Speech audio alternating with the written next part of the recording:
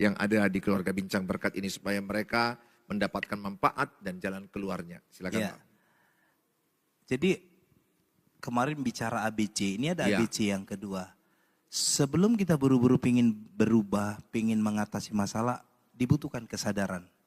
Iya. Kesadaran ini dulu yang paling penting. Jadi cemas, takut itu tadi yang membuat akhirnya keliengan, sensasi tubuh dan seterusnya. Ini bukan fokus kita, Iya. bukan pusat kita. Iya, iya. Dia ini sebenarnya sedang mengajak kita untuk turun ke bawah membangun kesadaran.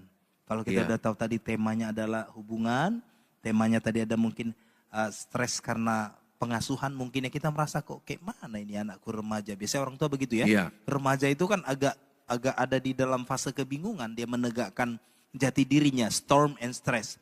Ya kan, dibilang anak-anak nggak bisa, dibilang dewasa juga nggak bisa. Iya. Dia sedang mengalami perubahan. Kadang-kadang orang tua bisa stres dan akhirnya mengalami kecemasan. Iya, iya. Dan biasanya ibu-ibu yang ngertiin, iya ya aku kayaknya belum siap anakku ini udah mau dewasa ya. Mau ku atur-atur terus, ku suruh-suruh pulang terus. Nah jadi sadari dulu, loop ini tadi, lingkaran setan ini bukan ini pusat perhatian kita.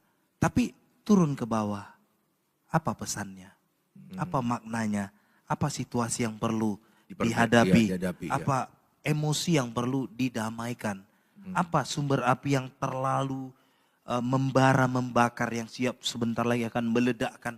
Ini dulu yang pertama, sadari dulu, pindah fokus. Nah yang kedua, mulailah belajar itu seperti itu tadi, secara Kristiani kita perlu menyadari nafas. Alkitab juga bilang kok, biarlah semua yang bernafas memuji Tuhan. Iya. Dan saya agak terkejut Abang, ya dulu saya berpikir gini ya, aku ini ngomong-ngomong gini, aku kan bukan dokter ya. Gitu kadang-kadang merasa gitu ya. Iya. Aku kan cuma pernah mengalami situasi dan akhirnya atas izin Tuhan belajarlah ilmu counseling dan ada lagi pendekatan-pendekatan terapis lain. Iya. Gimana aku bisa merasa percaya diri bicara ini sampai akhirnya Bang saya menemani anak saya Petra belajar di kelas 5. Ternyata dia belajar IPAS, ada bicara tentang sistem saraf. Ternyata kelas 5 SD udah dipelajari, sistem saraf itu ada di dalam tubuh. Oh, iya, iya. Jadi kata kunci untuk merdeka anxiety, rasa aman, berhenti untuk mengontrol sistem saraf, ketidakseimbangan sistem saraf. Saya mengerti ketika kita takut jantung berdebar, kita pikir ada penyakit berat, itu membuat kita ada bergerak di saraf simpatis.